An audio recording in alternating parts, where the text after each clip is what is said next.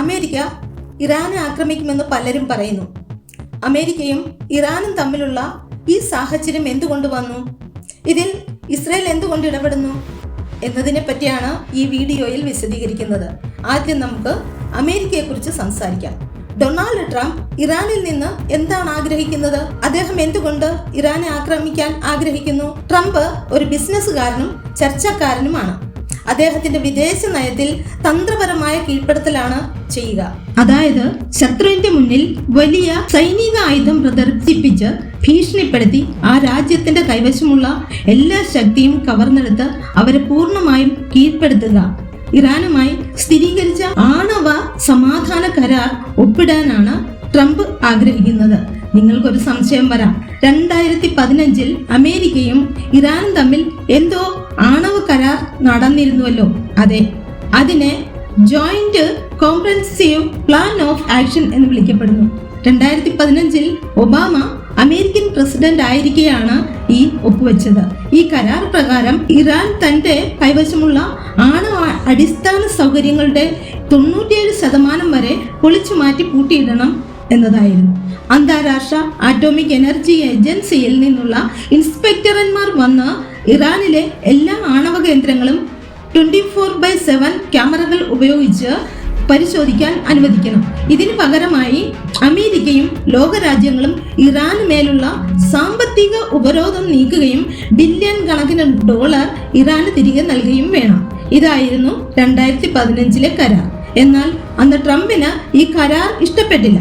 ചരിത്രത്തിലെ ഏറ്റവും മോശം കരാർ എന്നാണ് ട്രംപ് ഇതിനെ വിശേഷിപ്പിച്ചത്.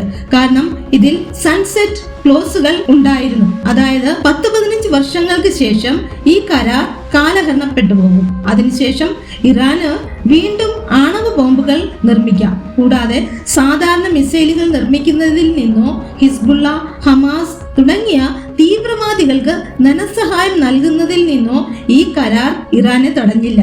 കരാർ കർശനമല്ലെന്ന് ട്രംപ് പറഞ്ഞു. അതുകൊണ്ടാണ് 2018 ട്രംപ് പ്രസിഡന്റായ ശേഷം ഈ കരാറിൽ നിന്ന് അമേരിക്കയെ പിൻവലിച്ചത്. വീണ്ടും ഇറാന്റെ മേൽ കടുത്ത ഉപരോധം ഏർപ്പെടുത്തി. ഇങ്ങനെ സമ്മർദ്ദം ചെലുത്തിയാൽ ഇറാൻ തനിക്ക് ഇഷ്ടമുള്ള രീതിയിൽ വീണ്ടും കരാറിന് തയ്യാറാകുമെന്ന് അദ്ദേഹം കരുതി. എന്നാൽ ഇറാൻ ട്രംപിന്റെ വാക്ക് കേട്ടില്ല. ഉപരോധത്തിന് ഞങ്ങൾ തയ്യാറാണ് എന്ന് അറിയിച്ചു. പക്ഷെ നിങ്ങൾ പറയുന്നതിനെല്ലാം ഞങ്ങൾ സമ്മതിക്കില്ല എന്ന് അവർ തീർത്തു പറഞ്ഞു. അന്നു മുതൽ അമേരിക്കയും ഇറാനും തമ്മിൽ ഒരു ഷാഡോ വാർ നടക്കുന്നുണ്ടായിരുന്നു. അത് 2025 രൂക്ഷമായി. ആണവ ബോംബ് നിർമ്മിക്കണമെങ്കിൽ യുറേനിയം എന്ന ധാതു വേണം. യുറേനിയം ഉപയോഗിച്ച് വൈദ്യുതിയോ ആണവ ബോംബോ ഉണ്ടാക്കാം. മണ്ണിൽ നിന്ന് യുറേനിയം അരിച്ചെടുക്കാൻ വർഷങ്ങളുടെ സമയം വേണ്ടിവരും. അതുകൊണ്ട് ഇറാൻ വളരെ കാലമായി യുറേനിയം സമ്പുഷ്ടമാക്കിക്കൊണ്ടിരിക്കുകയായിരുന്നു. 2025 ആയപ്പോഴേക്കും ഇറാൻ യുറേനിയം പൂർണ്ണമായും സമ്പുഷ്ടമാക്കുന്ന ഘട്ടത്തിലെത്തി. ഇതിനിടയിൽ ട്രംപ് വീണ്ടും പ്രസിഡന്റായി. ഇത്തവണ ട്രംപിന്റെ വ്യവസ്ഥ എന്തായിരുന്നു? എന്നാൽ ഇറാന്റെ പക്കൽ 1% പോലും യുറേനിയം ഉണ്ടാകരുത്, വൈദ്യുതിക്ക് പോലും യുറേനിയം നിർമ്മിക്കാൻ പാടില്ല എന്നതായിരുന്നു. എന്നാൽ ഇറാൻ അതിന് സമ്മതിച്ചില്ല. ഞങ്ങളുടെ രാജ്യത്തിന് മേൽ പുതിയ നിയമങ്ങൾ ഉണ്ടാക്കുന്നത് എന്തിന്? ഞങ്ങൾക്ക് ഇഷ്ടമുള്ളത് ഞങ്ങൾ ചെയ്യും എന്ന് ഇറാൻ പറഞ്ഞു. ഇതോടെ അമേരിക്കൻ സൈന്യം ഇറാനെതിരെ ആക്രമണം ആരംഭിച്ചു. 2025 ജൂണിൽ അമേരിക്ക ഓപ്പറേഷൻ മിഡ്നൈറ്റ് ഹമാർ ആരംഭിച്ചു. ഇറാനിലെ രഹസ്യ ആണവ കേന്ദ്രങ്ങളായ ഫോർഡോ, നതാൻസ്, ഇസ്ഫഹാൻ എന്നീ പ്രദേശങ്ങളിൽ ബോംബുകൾ വർഷിച്ചു. താൻ ഇറാന്റെ ആണവ പദ്ധതി പൂർണ്ണമായും നശിപ്പിച്ചെന്ന് ട്രംപ് ലോകത്തോട് പറഞ്ഞു. എന്നാൽ ഇന്റലിജൻസ് ഏജൻസികൾ പറഞ്ഞത് നാശനഷ്ടം സംഭവിച്ചത് ശരിയാണെങ്കിലും പദ്ധതി 1-2 വർഷത്തേക്ക് മാത്രമേ വൈകിയുള്ളൂ എന്നാണ്. ഇപ്പോൾ ഇറാൻ 60% യുറേനിയം സമ്പുഷ്ടീകരണം കടന്നുപോയി. ബോംബ് നിർമ്മിക്കാനുള്ള ഘട്ടത്തോട് വളരെ അടുത്താണ്. അതുകൊണ്ടാണ് 2026 ട്രംപ് വീണ്ടും ആക്രമിക്കുന്നുവെന്ന് ഭീഷണിപ്പെടുത്തുന്നത്. എന്നാൽ ഇറാന്റെ കൈവശം ആണവ ബോംബ് വന്നാൽ ട്രംപിന് എന്ത് നഷ്ടം? അമേരിക്കയ്ക്ക് എന്ത് നഷ്ടം? ഇതിന്റെ ഒന്നാമത്തെ കാരണം ഡൊണാൾഡ് ട്രംപ് വ്യക്തിപരവും രാഷ്ട്രീയപരവുമായ നഷ്ടം. ട്രംപ് എപ്പോഴും സ്വയം തന്നെ അൾട്ടിമേറ്റ് ഡീൽ മേക്കർ എന്ന് വിളിക്കുന്നു. അദ്ദേഹം പരമാവധി സമ്മർദ്ദം ചെലുത്തുക എന്ന തന്ത്രമാണ് ഉപയോഗിക്കുന്നത്. എന്നാൽ ആ സമ്മർദ്ദത്തെ ചെറുത്തുകൊണ്ട് ഇറാൻ ബോംബ് നിർമ്മിച്ചാൽ അത് ട്രംപിന്റെ കരിയറിലെ ഏറ്റവും വലിയ പരാജയമായിരിക്കും. അദ്ദേഹത്തിന്റെ ഭീഷണികൾ ഫലിച്ചില്ല എന്ന് ലോകം മനസ്സിലാക്കും. രണ്ടാമത്തെ കാരണം അമേരിക്കക്ക് ഉള്ള നഷ്ടം. ഇത് വളരെ ഭയാനകമായ ഒരു സാഹചര്യമാണ്. ഇറാന്റെ കൈവശം ആണവായുധം വന്നാൽ മിഡിൽ ഈസ്റ്റിൽ ഒരു വലിയ ആയുധ മത്സരം ആരംഭിക്കും. സൗദി അറേബ്യ നിശബ്ദമായിരിക്കുമോ ഈ സമയത്ത്? എന്റെ ശത്രുവിന്റെ കയ്യിൽ ബോംബുണ്ട്, എനിക്കും വേണം എന്ന് പറഞ്ഞ് അവരും തുടങ്ങും. പിന്നാലെ ഈജിപ്റ്റ്, പിന്നെ തുർക്കി. മിഡിൽ ഈസ്റ്റ് മുഴുവൻ ആണവ ബോംബുകൾ കൊണ്ട് നിറയും. എവിടെയെങ്കിലും ഒരു ചെറിയ തർക്കമുണ്ടായാലും ലോകം മുഴുവൻ ചാരമായി തീരും. കൂടാതെ ഇറാൻ ഇപ്പോൾ ഇന്റർ കോണ്ടിനെന്റൽ ബാലിസ്റ്റിക് മിസൈലുകൾ നിർമ്മിക്കുന്നു. അവയ്ക്ക് അമേരിക്കയിലെ പ്രധാന കരയെ പോലും ആക്രമിക്കാനുള്ള ശേഷിയുണ്ട്. ഇറാന്റെ കയ്യിൽ ബോംബുണ്ടെങ്കിൽ മിഡിൽ ഈസ്റ്റിൽ അമേരിക്കക്ക് ആധിപത്യം സ്ഥാപിക്കാനാകില്ല. അവിടെയുള്ള അമേരിക്കൻ താവളങ്ങളെ സംരക്ഷിക്കാനാകില്ല. അതുകൊണ്ടാണ് ട്രംപ് ഇപ്പോൾ റെജിം ചേഞ്ചിനെ കുറിച്ച് സംസാരിക്കുന്നത്. അവർ മാറിയില്ലെങ്കിൽ അവരുടെ സർക്കാരിനെ തന്നെ മാറ്റണം എന്നാണ് പദ്ധതി. എന്തുകൊണ്ടാണ് ഇസ്രായേൽ ഇറാനെ ആക്രമിക്കാൻ ആഗ്രഹിക്കുന്നത്? ട്രംപിന് ഇത് അധികാര കളിയാണെങ്കിൽ ഇസ്രായേലിന് ഇത് നിലനിൽപ്പിന്റെ കാര്യമാണ്. മിഡിൽ ഈസ്റ്റിലെ ഏക ആണവായുധമുള്ള രാജ്യമാണ് ഇസ്രായേൽ.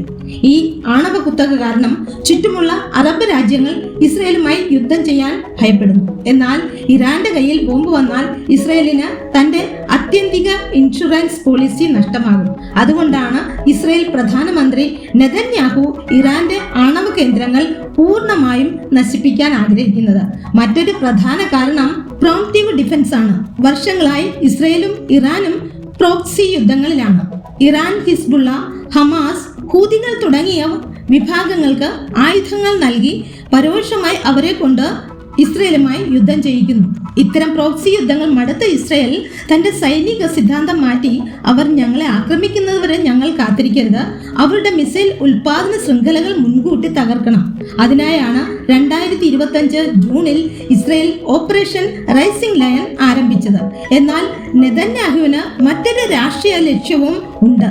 അദ്ദേഹം സ്വന്തം രാജ്യത്ത് ധാരാളം രാഷ്ട്രീയ പ്രശ്നങ്ങളുണ്ട്. കോടതി കേസുകൾ, പ്രതിഷേധങ്ങൾ എന്നിവ നേരിടുന്നുണ്ട്. സാധാരണയായി ഒരു വലിയ യുദ്ധമുണ്ടായാൽ രാജ്യം മുഴുവൻ പ്രധാനമന്ത്രിക്ക് പിന്നിൽ അണിനിരക്കും. ആഭ്യന്തര രാഷ്ട്രീയത്തിൽ നിന്ന് ജനങ്ങളെ ശ്രദ്ധ തിരിക്കാനുള്ള ഒരു ഉപകരണമായും ഇത് ഉപയോഗിക്കാം. എന്തിനാണ് ഇറാൻ ആണവ ബോംബുകൾ ആവശ്യമായി വന്നത്? ഇറാനും ഇസ്രയേലും തമ്മിൽ വളരെ കാലമായി ശത്രുത നിലനിൽക്കുന്നു. പലസ്തീൻ രാജ്യം കൈയടക്കി അതിൽ ജീവിക്കുകയാണ് ഇസ്രയേൽ എന്നാണ് ഇറാന്റെ വിശ്വാസം. ഇസ്രയേൽ പലസ്തീനിയരെ അടിച്ചമർത്തുന്നുവെന്നും ഇറാൻ വിശ്വസിക്കുന്നു. അതുകൊണ്ട് 1950 മുതൽ തന്നെ ഇറാൻ പലസ്തീനിയരെ പിന്തുണച്ചു വന്നു. അതായത് പലസ്തീൻ രാജ്യം രൂപീകരിക്കുന്നതിന് ഇറാൻ പിന്തുണച്ചത് മൂലം ഇറാനും ഇസ്രയേലും തമ്മിൽ ശത്രുത രൂപപ്പെട്ടു.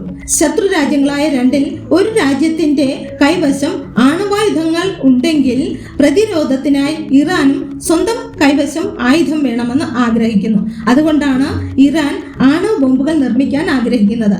അമേരിക്കയുമായോ ഇസ്രയേലുമായോ നേരിട്ട് യുദ്ധം ചെയ്താൽ തന്റെ രാജ്യം നശിക്കുമെന്ന് ഇറാന് നന്നായി അറിയാം. അതുകൊണ്ട് ഇറാൻ ഒരു മാസ്റ്റർ പ്ലാൻ തയ്യാറാക്കി. അതിന് ഫോർവേഡ് ഡിഫൻസ് അഥവാ റിംഗ് ഓഫ് ഫയർ എന്നറിയപ്പെടുന്നു. സ്വന്തം നാട്ടിൽ യുദ്ധം ചെയ്യാതെ ഇസ്രയേലിന് ചുറ്റും പ്രോക്സി സൈന്യങ്ങളെ സൃഷ്ടിച്ച് ഹിസ്ബുള്ള, ഹമാസ്, ഹൂതികൾ ഇവരെ ഒരുമിച്ച് ആക്സിസ് ഓഫ് റെസിസ്റ്റൻസ് എന്ന് വിളിക്കുന്നു. ഇവർക്ക് ആയുധങ്ങളും പരിശീലനവും ധനസഹായവും ഇറാനിൽ നിന്ന് ലഭിക്കുന്നു. ഈ 3 ഗ്രൂപ്പുകൾ ആരാണ്? അവർക്ക് ഇസ്രയേലിനോട് എന്തിനാണ് ഇത്ര ദേഷ്യം? Group number 1 Hezbollah. ഈ ഗ്രൂപ്പ് ലെബനൻ രാജ്യത്താണുള്ളത്. ലെബനന്റെ ഒരു ഭാഗം ഹിസ്ബുള്ളയുടെ നിയന്ത്രണത്തിലാണ്. ലെബനൻ മുഴുവൻ തങ്ങളുടെ കൈവശമാക്കുവാൻ ഹിസ്ബുള്ള ശ്രമിക്കുന്നു. ഇതിനായി ഇറാൻ അവർക്ക് ആയുധങ്ങളും പണവും നൽകുന്നു. പകരമായി ഇസ്രയേലിന് നേരെ ഇടയ്ക്കിടെ റോക്കറ്റ് ആക്രമണം നടത്തിക്കൊണ്ട് ഇറാന്റെ ശത്രുവിനെ പ്രകോപിപ്പിക്കും. അന്താരാഷ്ട്ര രാജ്യങ്ങൾ എന്തിനാണ് ആക്രമിക്കുന്നത് എന്ന് ചോദിച്ചാൽ ഇറാന്റെ പേര് പറയാതെ പാലസ്തീന് സ്വാതന്ത്ര്യം നേടിക്കൊടുക്കാനാണ് ആക്രമിക്കുന്നതെന്ന് ഹിസ്ബുള്ള പറയും. Group number 2 Hamas. ഈ ഗ്രൂപ്പ് ഗാസയിലാണ് ഉള്ളത്. ഇസ്രയേലിൽ നിന്ന് പലസ്തീന് സ്വാതന്ത്ര്യം നേടിക്കൊടുക്കുക എന്ന ലക്ഷ്യമാണ് ഇവർ പ്രവർത്തിക്കുന്നത്. ഇതിനാൽ ഇറാൻ അവർക്ക് പണവും ആയുധങ്ങളും നൽകുന്നു. ഗ്രൂപ്പ് നമ്പർ 3 ഹൂതികൾ. ഇവർ ഇസ്രയേലിൽ നിന്ന് വളരെ അകലെയാണ്, യമൻ രാജ്യത്താണ്. യമനിലെ വടക്കൻ ഭാഗം ഇവർ പിടിച്ചെടുത്തു. യമൻ രാജ്യം മുഴുവൻ പിടിച്ചെടുക്കുകയാണ് ഇവരുടെ ലക്ഷ്യം. ഇതിന് ഇറാൻ ഇവർക്കും പണവും ആയുധവും നൽകുന്നു. പകരം ഇറാനെ പിന്തുണച്ച് ഇസ്രയേലിന് നേരെ ഇടയ്ക്കിടെ മിസൈലുകൾ എയ്യും. ഹൂതികളുടെ ഒരു പ്രത്യേകത, അവർ ചെങ്കടലിനോട് ചേർന്നാണ് ഉള്ളത്. അതിനാൽ ഏതെങ്കിലും രാജ്യം ഇറാനെ ആക്രമിച്ചാൽ ആ രാജ്യത്തിന്റെ കപ്പലുകളെ ചെങ്കടലിലൂടെ കടത്തിവിടില്ലെന്നും കടന്നാൽ തകർക്കുമെന്നും ഇവർ ഭീഷണിപ്പെടുത്തും. ഇങ്ങനെ ഇറാന് 3 പ്രോക്സി സൈന്യങ്ങളുണ്ട്. കുറച്ച് വർഷങ്ങളായി ഇത്തരം പ്രോക്സി സൈന്യങ്ങളുമായി യുദ്ധം ചെയ്ത് ഇസ്രയേൽ മടുത്തു. അതുകൊണ്ട് തന്ത്രം മാറ്റി 2025 മുതൽ നേരിട്ട് ഇറാന് നേരെ മിസൈലുകൾ അയക്കാൻ തുടങ്ങി. ഇനി മറ്റൊരു വലിയ ചോദ്യം, അറബ് രാജ്യങ്ങൾ എന്തുകൊണ്ടാണ് ഇറാനെ ശത്രുവായി കാണുന്നത്? ഇറാൻ എല്ലാവർക്കും ശത്രുവാണെന്ന് പലരും കരുതും. എന്നാൽ അങ്ങനെയല്ല. സിറിയ, ഇറാഖ് എന്നിവയുമായി ഇറാൻ നല്ല ബന്ധമുണ്ട്. എന്നാൽ സൗദി അറേബ്യ, UAE, ജോർദാൻ തുടങ്ങിയ രാജ്യങ്ങളുമായി ഇറാന് ഒരു തണുത്ത യുദ്ധം തന്നെ നിലനിൽക്കുന്നു. അതെന്തുകൊണ്ടാണ്? ഒന്നാമത്തെ കാരണം വിപ്ലവത്തിന്റെ കയറ്റുമതി. 1979 ഇറാനിൽ ഇസ്ലാമിക വിപ്ലവം വന്നതിന് ശേഷം അവരുടെ ഭരണഘടനയിൽ ഒരു കാര്യം എഴുതി ചേർത്തു: ഞങ്ങളുടെ ഇസ്ലാമിക വിപ്ലവം ലോകമെമ്പാടും വ്യാപിപ്പിക്കും. ഇത് കണ്ട് അയൽ രാജ്യങ്ങളിലെ അറബ് ഭരണാധികാരികൾ ഭയന്നു. ഇവർ ഞങ്ങളുടെ സിംഹാസനങ്ങൾ പോലും പിടിച്ചെടുത്തേക്കുമോ എന്ന ഭയത്താൽ അവർ ഇറാനെ ശത്രുവായി കാണാൻ തുടങ്ങി. കാരണം 2, ഷിയ സുന്നി വിഭാഗീയത മിഡിൽ ഈസ്റ്റിലെ ഏറ്റവും വലിയ പ്രശ്നമാണ്. ഇറാനിൽ ഭൂരിഭാഗവും ഷിയ മുസ്ലിങ്ങളാണ്. സൗദി അറേബ്യയിൽ ഭൂരിപക്ഷവും സുന്നി മുസ്ലിങ്ങളുമാണ്. ഷിയ സുന്നി മുസ്ലിങ്ങൾ തമ്മിൽ വളരെ കാലമായി മതപരമായ ഭിന്നതകൾ നിലനിൽക്കുന്നു. ഇത് ആ വിഭാഗങ്ങൾ കൂടുതലുള്ള രാജ്യങ്ങൾ തമ്മിലും ശത്രുത സൃഷ്ടിച്ചു. കാരണം 4, സ്ഥിരതയ്ക്കും സമ്പദ് വ്യവസ്ഥയ്ക്കും ഭീഷണി. ഈജിപ്ത്, ജോർദാൻ തുടങ്ങിയ രാജ്യങ്ങൾ ടൂറിസത്തെയും നിക്ഷേപത്തെയും ആശ്രയിച്ചാണ് ജീവിക്കുന്നത്.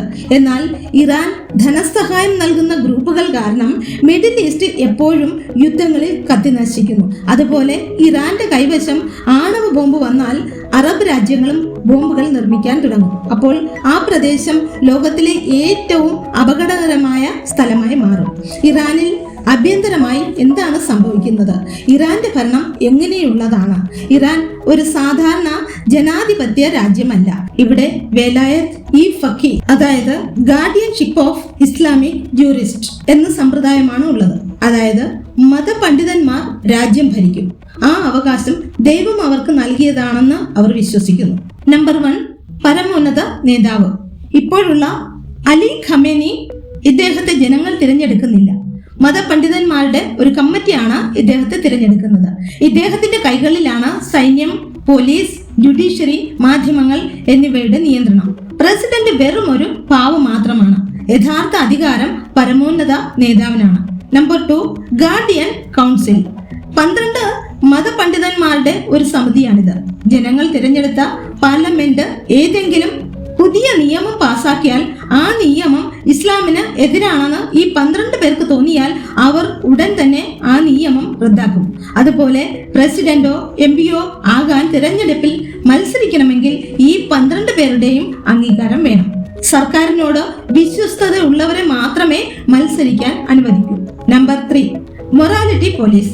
ഇത് വളരെ ഭയാനകമായ ഒരു പോലീസ് സേനയാണ്.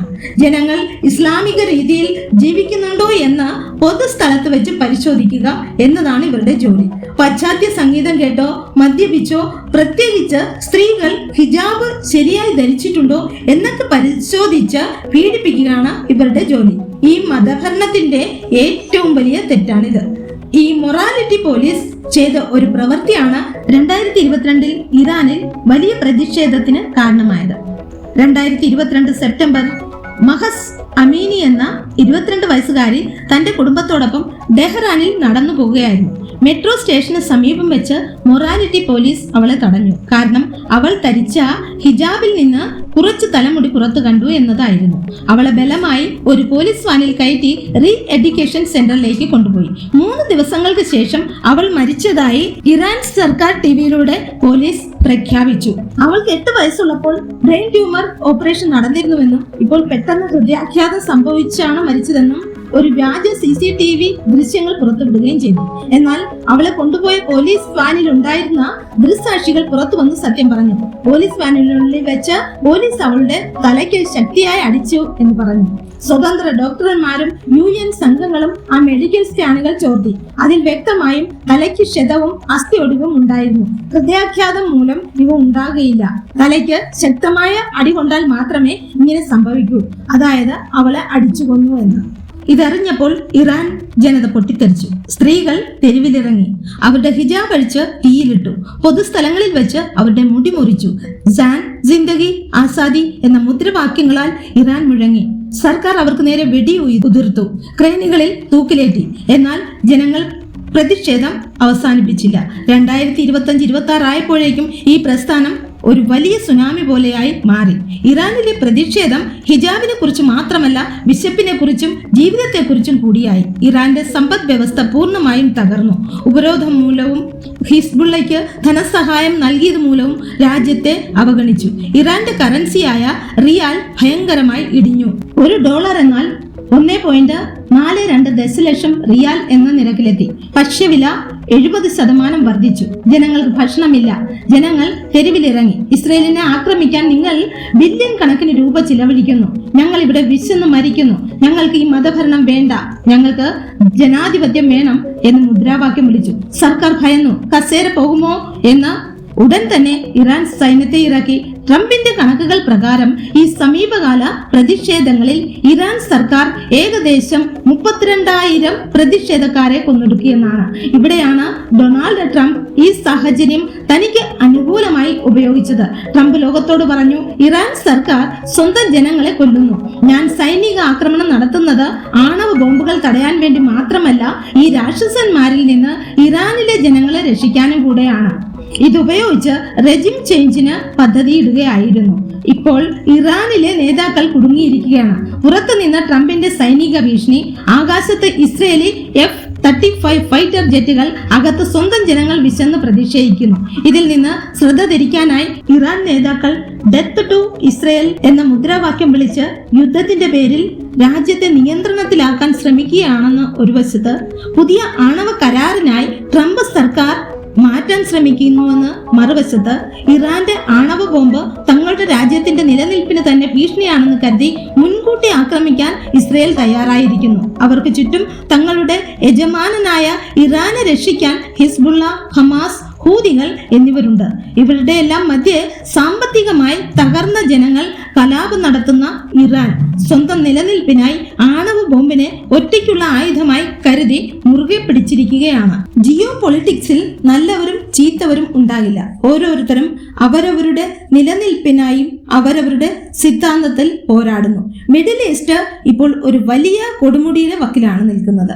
ഒരു ചെറിയ തെറ്റ് സംഭവിച്ചാൽ മിഡിൽ ഈസ്റ്റ് മുഴുവൻ തീയിൽ പൊതിയും. ഈ സാഹചര്യത്തെക്കുറിച്ച് നിങ്ങൾക്ക് എന്ത് തോന്നുന്നു? ഈ യുദ്ധത്തിൽ ആരുടെയാണ് തെറ്റ്, ആരാണ് ശരി എന്നൊക്കെ കമന്റ് സെക്ഷനിൽ പറയൂ.